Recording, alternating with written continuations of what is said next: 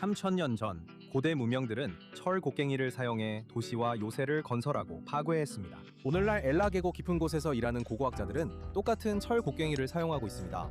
하지만 그들은 도시를 파괴하기 위해서가 아니라 도시를 찾기 위해 사용하고 있습니다. 지난 16년 동안 롯과 로텐슐라거 탐험대는 이스라엘 중부의 텔 아제카에서 발굴 작업을 해왔으며 유다 왕국의 고대 요새 중 하나를 밝혀내기 위해 노력하고 있습니다. 저는 텔 아제카의 비밀은 그 위치에 있다고 생각합니다. 저는 유다인과 블레셋인 사이, 유다인과 아랍인, 에돔인 사이, 그리고 남쪽의 유다와 북쪽의 이스라엘 사이에 있는 그 장소에 가고 싶습니다.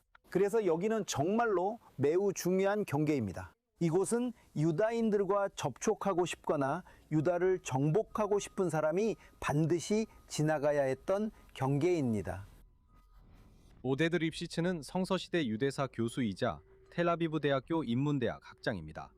그리고 지난 16년 동안 그는 특히 이곳에서 발굴 프로젝트를 이끌어왔습니다. 아제카는 놀라움으로 가득한 곳이라서 여전히 많은 놀라움과 놀라운 발견들이 있습니다. 특히 철기시대 유물에서 많은 발견이 있는데 지금 우리가 발굴하고 있는 것이 바로 이것입니다. 인장 자국과 우리가 방금 발견한 백화 무게추도 포함됩니다. 이것은 정말 흥미로운 일입니다. 왜냐하면 다시 한번 성경의 기록을 다시 생생하게 보여주고 있기 때문입니다.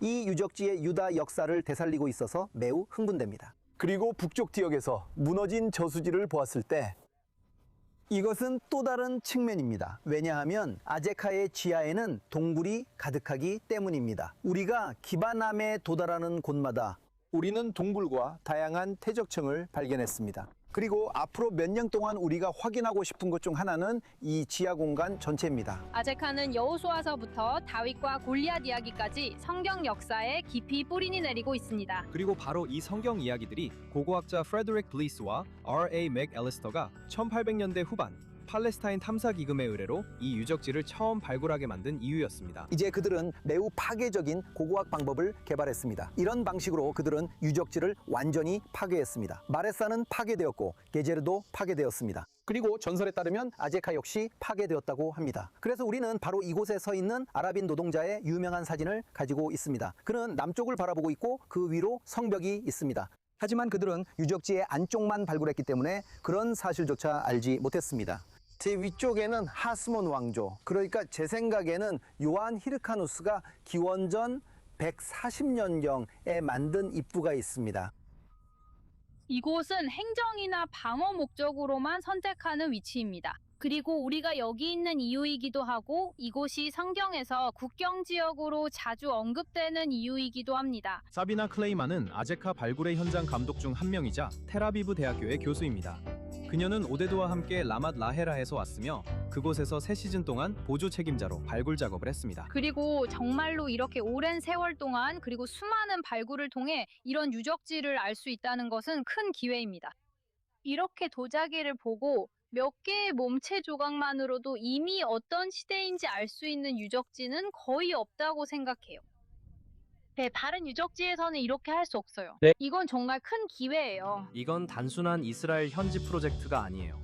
텔아비브 대학교가 전 세계 학교와 기관들과 협력해서 이 일을 사명으로 삼았어요. 안타깝게도 아제카의 발굴팀은 이스라엘 전역의 수십 개 다른 발굴팀들과 마찬가지로 자신들의 통제를 완전히 벗어난 외부 지정학적 요인에 맞서야 했습니다.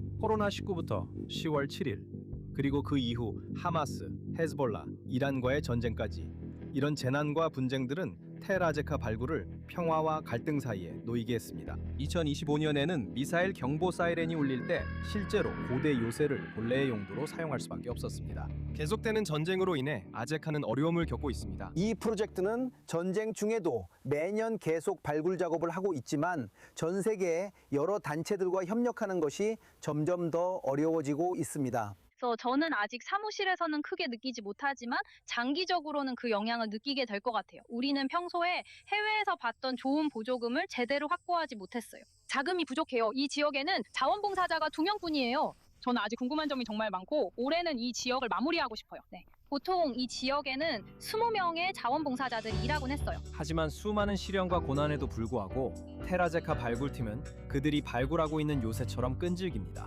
아제칼은 이미 오늘날 학교 단체와 방문객들이 버스를 타고 찾아오는 곳이 되었어요. 지금까지는 사람들이 전망대에 와서 다윗의 이야기를 듣고 그냥 떠났어요. 언젠가 이 버스들이 와서 음료를 살 수 있는 작은 매점이 있었으면 좋겠어요. 그리고 제 꿈은 앞으로 4년쯤 후에는 사람들이 텔 아제카에 올 수 있게 되는 거예요. 그리고 성체 전체를 걸어 다니면서 그들 위로 솟아있는 높은 성벽을 보고 성체 안에 있었던 내부 구조도 보고 성체를 둘러싼 거리를 따라 걸을 수 있었으면 좋겠어요. 그리고 그것은 이스라엘의 고고학 유적지 가운데 손꼽히는 보석 같은 곳이 될 것입니다.